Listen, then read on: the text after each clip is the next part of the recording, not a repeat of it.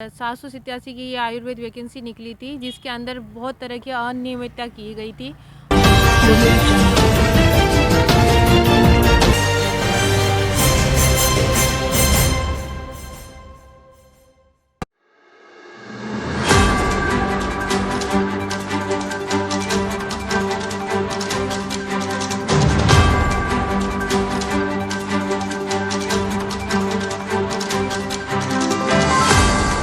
रानी सिंह तोमर, आयुर्वेद चिकित्सा अधिकारी हूँ, संविदा पे लगी हुई हूँ।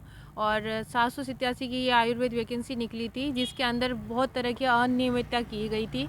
अनियमित तरीके से CCRS वालों को बोनस देना, दक्षता मेंटर वालों को बोनस देना, और इसकी वजह से हमारे कई साथी जो अंदर आने चाहिए थे मेरिट के अंदर, वो बाहर चले गए। उनको बोनस, जिनको नहीं मिलना चाहिए था, उनको भी बोनस दिया गया है। उसका कोई कारण स्पष्टीकरण नहीं है इस चीज़ का कि उनको किस तरह से क्यों बोनस दिया जा रहा है, क्योंकि पिछली भी और भर्तियों में उनको कभी बोनस नहीं दिया गया था। तो इस भर्ती में उनको बोनस किस बिहार पे दिया गया है। उसकी वजह से काफ़ी जो इस एलिजिबल थे, जो इस भर्ती में शामिल हो सकते हैं, भर्ती में स्थायी हो सकते थे, वो बाहर हो गए हैं।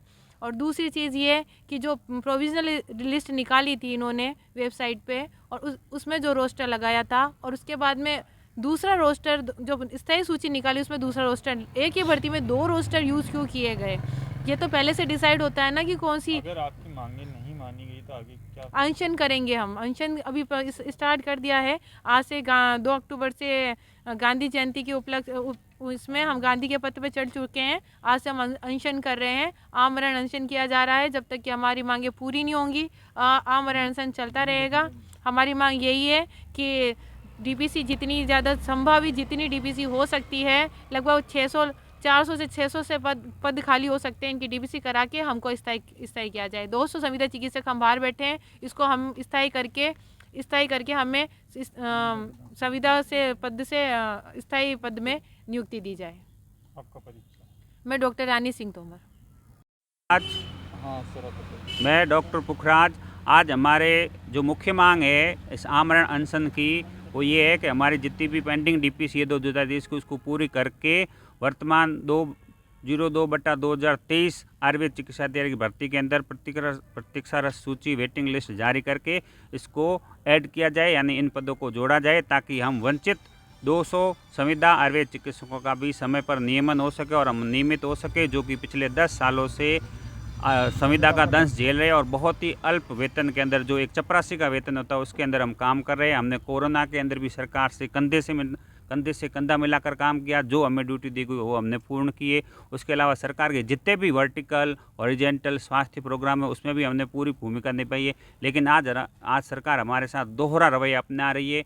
कुछ लोग जो पिछली जो मार्किंग पद्धति थी उसके तहत जिनके मार्क्स अधिक थे, और वर्तमान में जो मार्किंग पद्धति है उनसे हम कम्पीट नहीं कर पा रहे, क्योंकि स्केलिंग में फ़र्क आ चुका है।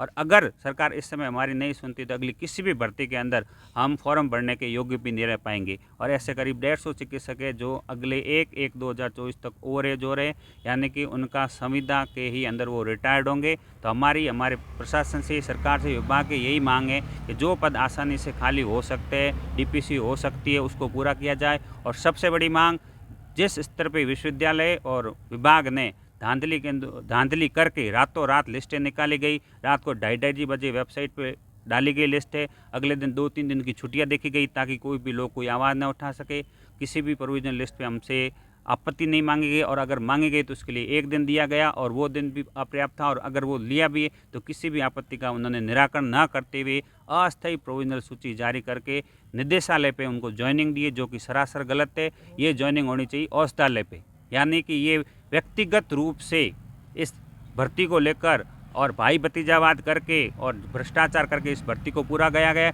हमारी एक ही मुख्य मांग है, इस भर्ती की समस्त लिस्ट को अमान्य करके और हमारी इस भर्ती को जीवित रखा जाए, ताकि हम 200 संविदा चिकित्सक भी इसके अंदर नियमित हो सके।